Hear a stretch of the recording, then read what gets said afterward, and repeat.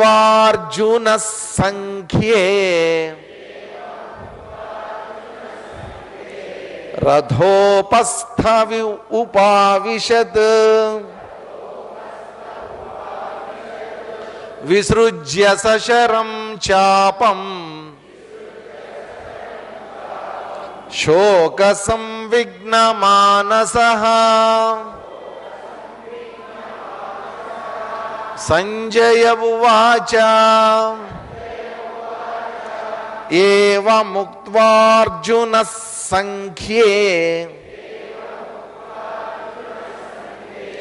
రథోపస్థ ఉపావిశత్ విసృజ్య సశరం చాపం శోక సంవిఘ్న మానసః. సంజయ ఉవాచ. ఇప్పుడు ఈ అధ్యాయాన్ని చివర కంక్లూడ్ చేస్తున్నారు. ఎవరు కంక్లూడ్ చేస్తున్నారు? ఎవరు పూర్తి చేస్తున్నారు దీన్ని? సంజయ ఉవాచ. సంజయుడు ఎవరికి చెప్తున్నాడు? ధృతరాష్ట్రుడికి చెప్తున్నాడు. కాబట్టి ధృతరాష్ట్రుడికి చెప్పడంలో సంజయుడు ఏమంటున్నాడంటే, ఏమం ఉక్త్వా అర్జున, ఈ రకంగా చెప్పినటువంటి అర్జునుడు సంఖ్యే, సంఖ్యే అంటే యుద్ధంలో, శోక సంవిఘ్న మానసః, శోకంతో నిండిపోయినటువంటి మనస్సుతోటి, సశరం చాపం విసృజ్య, తన బాణాలని ధనుస్సుని పారేసి పక్కన పారేసి, రథ ఉపస్థే ఉపావిశతు, ఎక్కడికి వెళ్ళి కూర్చున్నాడట? రథం యొక్క ఉపస్థ భాగంలోకి వెళ్ళి ఉపావిశతు, కూర్చుండిపోయాడు. శోక సంవిఘ్న మానసః. కాబట్టి అర్జునుడు ఏం చేస్తున్నాడండి ఇక్కడ? ప్రారంభానికి ముందు అంటే శంఖాలు పూరించినటువంటి సమయంలో అర్జునుడు ఎట్లా ఉన్నాడు, ఈ అధ్యాయం పూర్తయ్యేటప్పటికీ అర్జునుడు ఎలా ఉన్నాడు ఒకసారి ఆలోచించండి. అక్కడేమో ఏమన్నాడు? గాంధీవాన్ని చేతబట్టి, కృష్ణ కైర్మయా సహయోద్ధవ్యం అస్మిన్ రణ సముద్యమే, ఎవరితో యుద్ధం చేయాలో చూడాలనుంది కృష్ణ, రెండు సేనల మధ్యలో నా రథాన్ని తీసుకుని వెళ్ళి నిలబెట్టు, ఒకసారి చూసుకుంటా యుద్ధం మొదలు పెడతా అన్నటువంటి అర్జునుడు కాస్త ఎప్పుడైతే భీష్ముణ్ణి ద్రోణుణ్ణి చూశాడో అప్పటిదాకా లేనటువంటి బాంధవ్యాలు సంబంధాలన్నీ గుర్తొచ్చి, వీళ్ళందరినీ నేను చంపడమా, నా వల్ల కాదు, వీళ్ళని చంపితే పాపం చుట్టుకుంటుంది నాకు, కులము క్షయము స్త్రీలు దోషం ఇదంతా పెద్ద సిద్ధాంతం ఒకటి పట్టుకొని వచ్చి చివరికి ఏం చేశాడు? విసృజ్య సశరం చాపం, ఆ ధనస్సు నేను ఆ బాణాలని అవతల బారేసి రథోపస్థ ఉపావిశతు, ఆ రథం యొక్క ఉపస్థ భాగం అంటారండి. ఉపస్థ భాగం అంటే మానవులుగా మనకి కూడా ఏంటంటే 5 ఇంద్రియాలు ఉంటాయి, కర్మేంద్రియాలు కదా. ఏమిటి 5 కర్మేంద్రియాలు? అవసరం వచ్చినప్పుడు చెప్పుకుందాం, ఇప్పుడు ఉన్న క్లుప్తంగా చెప్పుకుందాం. కర్మలు చేసేటటువంటి ఇంద్రియాలు, పనులు చేసేటటువంటి ఇంద్రియాలు. ఏమేం పనులు చేస్తాయి మనకి ఇంద్రియాలు? కాళ్ళు, చేతులు, ఇదిగో నోరు వాగుతుంది బాగా కదా. పాయు పస్థ అంటే జననేంద్రియము, విసర్జనావయము. ఆ విసర్జనావయవం ఏదైతే ఉందో అంటే మలాన్ని విసర్జించేటటువంటి అవయవం ఏదైతే ఉందో దాన్ని ఉపస్థ అంటారు. విసర్జనావయవం అది. అసలు దాన్ని తలుచుకోవడానికి కూడా మనం ఇది చేస్తాం. అట్లాగే రథానికి కూడా ఉపస్థ భాగం అనేటువంటిది ఒకటి ఉంటుంది. వాస్తవంగా ఏంటంటే ఆ రథం మీద ఉన్నటువంటి వీరుడు పొరపాటును కూడా ఏ రోజు కూడా ఏ క్షణం కూడా ఆ రథం యొక్క ఉపస్థ భాగం దగ్గర నిలబడకూడదు. అసలు అత్యంత రథంలో ఏంటంటే ఉత్తమ భాగం, మధ్యమ భాగం, అధమ భాగం అని ఉంటాయి. ఉత్తమ భాగం అంటే ఏంటి అంటే ఎక్కడైతే వీరుడు నిలబడి యుద్ధం చేస్తాడో అది ఉత్తమమైనటువంటి భాగం. దానిపైన ఛత్రం ఉంటుంది, ఆ ఛత్రం పైన ధ్వజం ఉంటుంది. మధ్యమ భాగం అంటే ఏంటంటే ఎప్పుడైతే ఆ సారథి కూర్చుంటాడో ఆ సారథి వెనకాతల వాళ్ళ యొక్క అస్త్రశస్త్రాలన్నింటినీ పెట్టుకుంటారనమాట. అక్కడ పెద్ద కంపార్ట్మెంట్స్ ఉంటాయి. అదంతా కూడా మధ్యమ భాగం. అది ఉపస్థ భాగం అంటే వెనక ఉండేటటువంటిది. అది రథంలోకి ఎక్కడానికి దిగడానికి మాత్రమే ఉపయోగపడుతుంది తప్ప అది దాన్ని వాడకూడదు. ఒక వీరుడైనటువంటి వాడు, పరాక్రమవంతుడైనటువంటి వాడు, రధికుడైనటువంటి వాడు ఆ ఉపస్థ భాగంలోకి పొరపాటును కూడా వెళ్ళకూడదు అనమాట. అటువంటి ఉపస్థ భాగంలోకి వెళ్ళి మన వాడు ఏం చేశాడట, ఆ నీచమైనటువంటి భాగంలో కూర్చున్నాడట.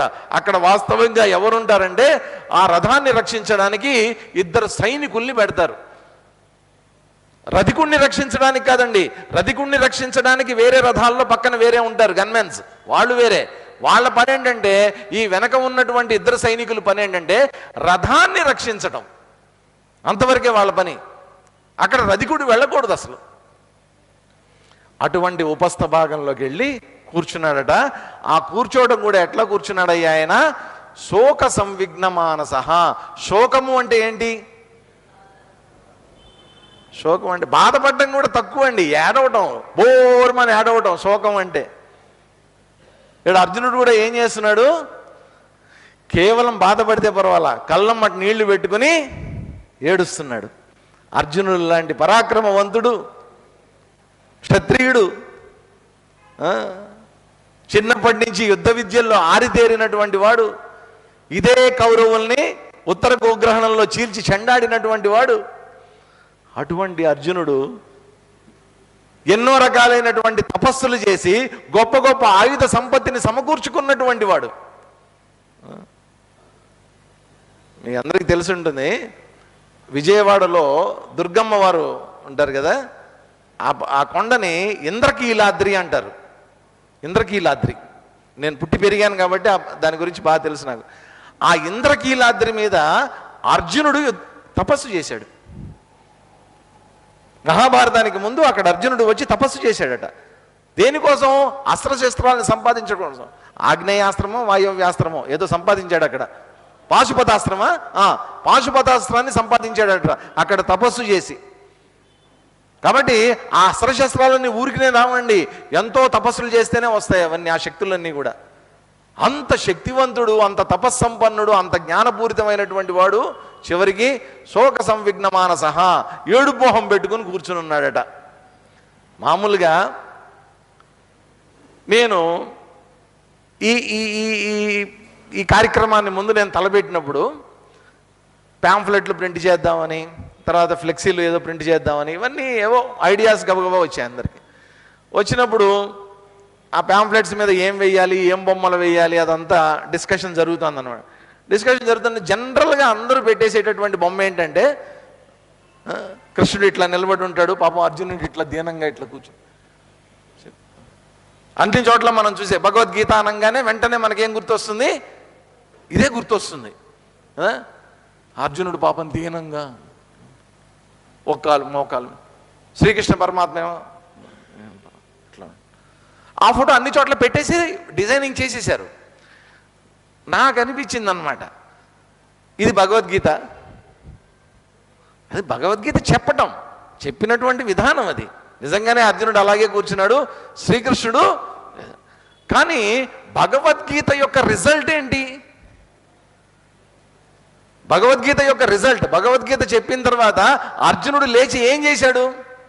లేచి యుద్ధం చేశాడు. నాకు కావాల్సింది అది. మొత్తం అన్నిట్లో మళ్ళీ మార్పించాను నేను కూర్చొని. అన్నిట్లో ఆ ఫోటో పెట్టేశారు. శోక సంవిఘ్న మానః, పాపం ఇట్లేడు. ఇదంతా ఏంటంటే ఒక మానవుడి యొక్క జీవన విధానం. ఇదంతా మానవుడి జీవితంలో ఏదో సాధిద్దామని, ఏదో చేసేద్దామని, ఏదో నిరూపించుకుందామని బయలుదేరుతాడు. దానికోసం పాపం చదువులు చదువుతాడు, ఆస్తిపాస్తులు సంపాదిస్తాడు. ఎన్ని చేసినా సరే ఎక్కడో ఒక చోట జీవితంలో దుఃఖం అనేటువంటిది, కష్టం అనేటువంటిది, నష్టం అనేటువంటిది, బాధ అనేటువంటిది వస్తుంది. ఆ వచ్చినటువంటి రోజున కుంగిపోతాడు. ఆ కుంగిపోయినప్పుడు ఏం జరుగుతుందంటే కేవలం ఆ దుఃఖాన్ని మాత్రమే కాదండి, ఆ దుఃఖం వల్ల ఒక్కొక్కసారి మొత్తం తన జీవితం అంతా కూడా తల్లకిందులైపోయింది అనేటువంటి బాధలోకి వెళ్ళిపోతాడు. చాలామంది మీరు చూడండి, ఒక్కొక్కసారి ఇంట్లో ఆప్తులైనటువంటి వాళ్ళు చనిపోవటం వల్ల కానీ, లేకపోతే ఏదన్నా జరగకూడనటువంటిది, వాళ్ళు ఊహించినటువంటిది జరిగినప్పుడు ఏం జరుగుతుందంటే పాపం వాళ్ళు తల్లకిందులైపోతారు, మానసికంగా దెబ్బతింటారు, శారీరకంగా దెబ్బతింటారు, అనారోగ్యాలు తెచ్చుకుంటారు. ఎన్నో జరిగిపోతుంటాయి వాళ్ళ జీవితాల్లో, జరగకూడనివన్నీ జరిగిపోతుంటాయి. అర్జునుడు కూడా అంతే, ఎక్స్పెక్ట్ చెయ్యనటువంటిది, అయ్యో వీళ్ళతో నా యుద్ధం చేయాల్సిందే అని అనుకున్నాడు. శోక సంవిఘ్న మానసః, శోకంలోకి ఒక్కసారిగా కుంగిపోయాడు అతను. శోకం. మనం కూడా ఈ రోజుల్లో ఏంటంటే ప్రతి వాళ్ళకి ఏంటి కొత్త కొత్త పదాలన్నీ వచ్చాయి మన జీవితంలోకి. ఈ మధ్య ఎవరినన్నా కదపండి, ఒకళ్ళ ఇంటికి వెళ్ళా నేను. ఇంటికి వెళ్తే వాళ్ళ ఇంట్లో ఒక చిన్న పిల్లాడు, వాళ్ళ అమ్మ భోజనానికి పిలిచారు. ఇంకా సార్ ఇంటికి రాలా, నేను భోజనానికి వెళ్ళా. చిన్న పిల్లాడు పాపం వాడు. ఆవిడ ఒకటే కంగారు పడుతోంది, టెన్షన్ పడుతోంది. అంటే ఏమ్మా? టెన్షన్ స్వామీజీ, టెన్షన్, ఈ మధ్య నాకు టెన్షన్ ఎక్కువైపోయింది, ఒకటే టెన్షన్.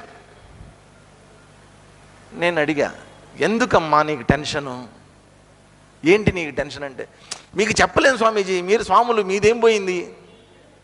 ఇదో పెద్ద డైలాగ్ ప్రతివాడు. నీ సొమ్మేం పోయిందయ్యా, నువ్వు సన్నాసివి, నువ్వు సన్యాసివి, మేము చూడు అన్నట్టు చెప్తుంటారు. నాకు అన్ని దుఃఖాలు, నాకేం తెలియదు అనుకుంటారు. నీదేం పోయిందయ్యా, టెన్షన్, మా జీవితాలంతా టెన్షన్. ఏం టెన్షన్ అమ్మా, నాకు చెప్పమ్మా అన్న. అంటే ఎగ్జామ్స్ స్వామీజీ, ఎగ్జామ్స్. నేనన్నాను, అమ్మా నువ్వు పెళ్ళి అయిపోయింది, ఇప్పుడు ఏం ఎగ్జామ్స్కి ప్రిపేర్ అవుతున్నావు, ఏమన్నా ఎంఏలు ఏమన్నా చేస్తున్నావా? కొంతమంది పెళ్ళి అయిపోయిన తర్వాత కూడా చేస్తూ ఉంటారు, ఏం పని పాట లేకపోతే ఇంట్లో ఎంఏ పాలిటిక్స్, ఇవన్నీ MA social sciences, political sciences, ఇవన్నీ సరదాగా చేస్తుంటారు కొంతమంది, ఇవి ఉంటాయి. అట్లా ఏమన్నా చేస్తోందేమో ఈవిడ, ఏమన్నా ఎగ్జామినేషన్స్ దగ్గరకు వస్తున్నాయేమో, ఏం ఎగ్జామ్ అమ్మా అని. అంటే ఆవిడ అంది, ఏం ఎగ్జామ్ రాస్తున్నావు? నాకు కాదండి, మా అబ్బాయికి. అంటే నేను అనుకున్నా, ఇంకా అప్పటికి వాడిని చూడలా, ఆ పిల్లోడిని ఇంకా చూడలా. నేను అనుకున్నాను వాడు ఏమన్నా ఇంటర్మీడియటో, ఏ 10th క్లాస్ బోర్డు ఎగ్జామ్సో ఏమో ఉంటాయి కదా, అవి ఏమన్నా రాస్తున్నాడేమో అనుకుని, ఏం రాస్తున్నాడమ్మా నీ కొడుకు అని అడిగా. ఏం చదువుతున్నాడు అని అడిగా. అడిగితే ఫస్ట్ క్లాస్ అండి అంది. ఏం ఎగ్జామ్ ఫస్ట్ క్లాస్ అని అడిగా. యూనిట్ టెస్ట్ అండి అంది. వాడి వయసు 5 సంవత్సరాలు, వాడు చదివేది ఫస్ట్ క్లాస్, అటు రాసేది ఆఫ్టర్ ఆల్ ఒక యూనిట్ టెస్ట్. దాంట్లో ఏముంటాయి మహా అయితే, Johny Johny yes papa, rain rain go away, ఇంతకు మించి ఏముండవు అక్కడ. అవి చెప్పరా అంటారు, ఇటు చెప్పాలి అంతే. రాయటాలు గీటాలు కూడా ఏమి ఉండవు, అది చెప్పాలి. అది ఆడు రేపు పొద్దున్న వాడికి ఆ ఎగ్జామ్ అంట, వాడు హ్యాపీగా ఆడుకుంటున్నాడు. వాడు టెన్షన్ ఎవడికి రా, ఈవిడికి టెన్షన్. వాడికి ఏ టెన్షన్ లేదు, వాడు హ్యాపీగా ఉన్నాడు. వాడు ఈ టెన్షన్ అంతా ఎవరి నెత్తి మీద వేసుకున్నారు, ఆవిడ నెత్తి మీద వేసేసుకుని టెన్షన్ స్వామి టెన్షన్. ప్రతివాడు ఇదో గోల టెన్షన్. ఏంట్రా టెన్షన్ ప్రతి వాళ్ళకి, రేపు సీరియల్లో ఏం జరుగుతుందో, ఇవాళ నుంచే రేపు ఏం జరుగుతుందో దానికి ప్రిపేర్డ్గా ఉంటారు. సీరియల్లో ఏది జరిగితే అది ప్లాన్ ఏ ప్లాన్ బి రెండు రెడీగా ఉంటారనమాట. టెన్షన్, మన టెన్షన్ పెట్టడానికి తయారైంది, టెన్షన్లు పడిపోతుంటారు అందరూ. ఏంటిదంతా? అర్జునుడు కూడా ఒక రకంగా టెన్షన్ అండి. ఏం జరుగుతుంది, ఎది మామ ప్రతీకారం అశస్త్రం శస్త్రపాణయ, వాళ్ళే గెలుస్తారో మనమే గెలుస్తాము, ఏం జరుగుతుందో మొత్తానికి టెన్షన్. ఈ టెన్షన్లో వచ్చినటువంటి మాటలు అన్నమాట ఇవన్నీ కదా. ఇప్పుడు ఒకసారి ఊరికి అర్థం చేసుకోవడానికి ప్రయత్నం చేద్దాం. ఇంతకీ టెన్షన్ అంటే ఏంటి చెప్పండి. వాస్తవంగా టెన్షన్ అని దేన్ని అంటాం మనం? టెన్షన్ అనే పదం ఎప్పుడు వాడతాం మనం? ఇప్పుడు మనం ఒక రైలు ఎక్కాలి, ట్రైన్ టైం అయిపోతుంది. ట్రైన్ టైం అయిపోతుంటే ఇక్కడ మనం ఎక్కడో శ్రీకంఠం సర్కిల్లోనో ఇక్కడ సప్తగిరి సర్కిల్లోనో ట్రాఫిక్ జామ్ అయింది, ఇరుక్కుపోయాం, ట్రైన్ టైం అవుతుంది. అప్పుడు మనకేముంటుంది? టెన్షన్. అప్పుడు టెన్షన్ వస్తుంది మనకి. వీళ్ళందరూ పిల్లలు పాపం ముందు కూర్చున్నారు, వీళ్ళందరికీ టెన్షన్ అనమాట. 8 ఎప్పుడు అవుతుంది? ఈసా మొదట్లో 8ంటికి కానీ మమ్మల్ని టెన్షన్, వాళ్ళకి ఒకటే టెన్షన్. ఎగ్జామినేషన్స్ వస్తే వాళ్ళకి టెన్షన్. మనకి జాబ్స్లో టెన్షన్, వ్యాపారాల్లో టెన్షన్, రకరకాలైనటువంటి టెన్షన్స్ అందరికీ. వాస్తవంగా టెన్షన్ అంటే ఏంటంటేనండి, ఇప్పుడు నేను ఎవరింటికో భోజనానికి పిలిచారు, సరోజమ్మ గారు నన్ను భోజనానికి పిలిచారు. వాళ్ళ ఇంటికి వెళ్ళా. ఇంటికి వెళ్తే నాకు మైసూర్ పాక్ అంటే ఇష్టం. అమ్మగారు నా కోసం మైసూర్ పాక్ చేసి పెట్టారు. భోజనం అంతా వడ్డిస్తున్నారు, ప్లేట్లు అన్నీ పెట్టారు, మైసూర్ పాక్ కూడా ఉంది అక్కడే. ఆ మైసూర్ పాకును చూడంగానే నా లోపల నుంచి ఏమన్నది, తిను తిను, తొందరగా తిను, దొరికింది నీకు మైసూర్ పాకు, తిను, చాలా రోజులు అయిపోయింది నువ్వు మైసూర్ పాకు తిను, ఈ మధ్య ఎవడు పెట్టలా నీకు, తిను. లోపల నుంచి ఒకటే కోరిక లోపల నుంచి వస్తుండే, మైసూర్ పాకు మైసూర్ పాకు. నా నాలిక కూడా అనమాట దాన్ని చూడంగానే తినాలి తినాలి తినాలి అనిపిస్తూ ఉంటుంది కదా. లోపల నుంచి ఒకటే ఆరాటం, తినాలి తినాలి, తిను తిను అని చెప్తూ ఉంటుంది. విచిత్రం ఏంటంటే తిను తిను తిను అని చెప్తున్నటువంటి మనస్సే మరో పక్క ఏం చెప్తూ ఉంటుంది, తినద్దు, నువ్వు డయాబెటిక్, నీకు షుగర్ ఉంది, ఇంతకుముందు ఇట్లాగే తిన్నావు, అంబులెన్స్లో వేసుకుపోయారు నిన్ను, గుర్తుందా? లోపల మనసు చెప్తూ ఉంటుంది.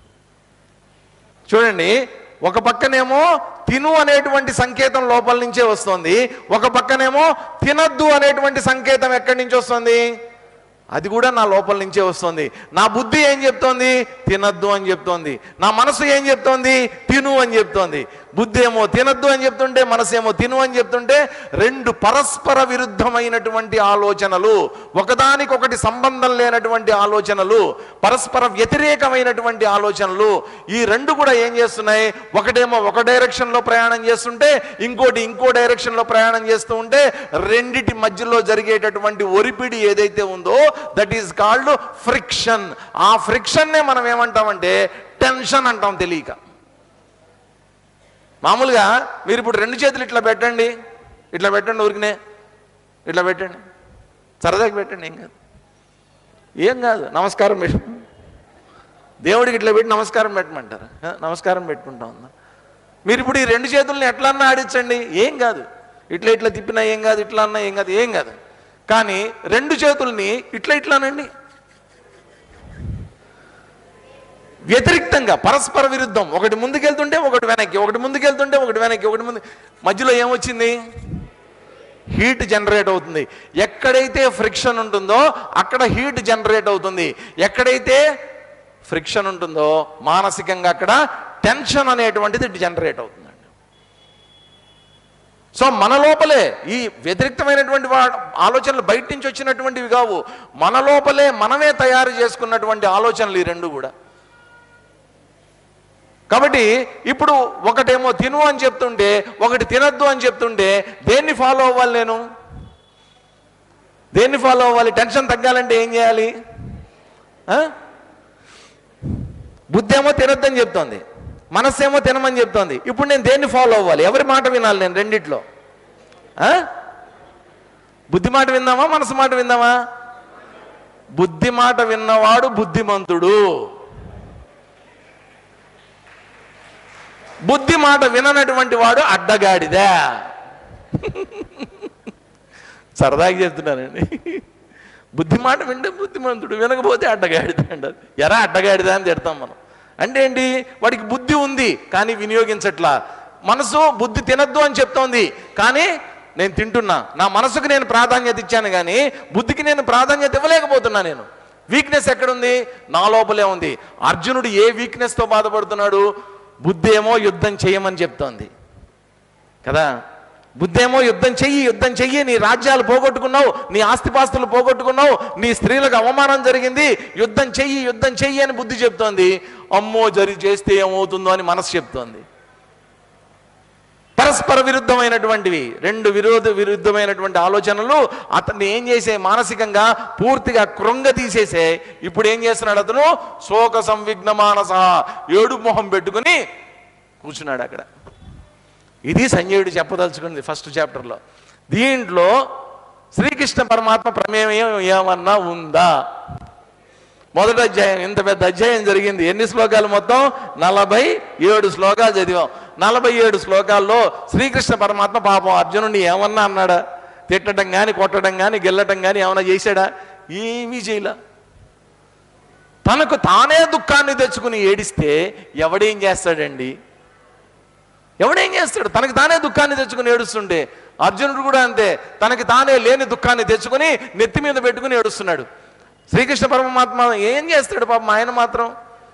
అందుకని ఏం మాట్లాడట్లా, నీ కర్మ ఏడు అన్నాడు. ఒకటి చూడు, యుద్ధం చేయి, ఎవరితో యుద్ధం చేయాలో చూసుకో. ఒక్కటే ఒక సెంటెన్స్ మాట్లాడాడు ఇంత పెద్ద అధ్యాయంలో. కాబట్టి ఇటువంటి అర్జునుణ్ణి ఉద్ధరించడం కోసమని, ఈ శ్లోకంలో ఉన్నటువంటి అర్జునుణ్ణి ఉద్ధరించడం కోసం అని చెప్పి సాంఖ్యయోగము అనేటువంటి 2వ అధ్యాయం మొదలవుతుంది. ఈ అధ్యాయాన్ని మనం పూర్తి చేసేద్దాం ఇవాళ. ఓం తత్సత్ ఇది శ్రీమద్ భగవద్గీతాసు ఉపనిషత్సు బ్రహ్మ విద్యాయాం యోగశాస్త్రే శ్రీకృష్ణార్జున సంవాదే అర్జున విషాదయోగో నామ ప్రథమోऽధ్యాయః. ఓం తత్సత్ ఇది శ్రీమద్భగవద్గీతాసు ఉపనిషత్సు బ్రహ్మ విద్యాయాం యోగశాస్త్రే శ్రీకృష్ణార్జున సంవాదే అర్జున విషాదయోగో నామ ప్రథమోऽధ్యాయః. అథ ద్వితీయోऽధ్యాయః. సాంఖ్యయోగః. సంజయ ఉవాచ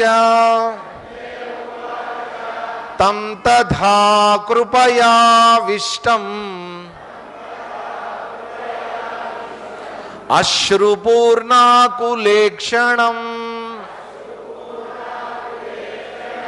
విషీదంతమిదం వాక్యం ఉవాచ మధుసూదనః. 2వ అధ్యాయం ప్రారంభించి మాత్రమే వదిలేశాం. దీని సంగతి రేపు చూద్దాం. అర్జునుడు పడినటువంటి దుఃఖానికి శ్రీకృష్ణుడు ఇచ్చినటువంటి సమాధానం ఏమిటనేది. ఈరోజు మనకి స్పాన్సరర్స్ని సన్మానించుకోవాల్సినటువంటి బాధ్యత ఉంది కాబట్టి శ్రీ పాలసముద్రం నాగరాజు గారు మరియు విజయలక్ష్మి గారు వారిద్దరిని వేదిక మీదకి రావాల్సిందిగా కోరుతూ ఉన్నాను.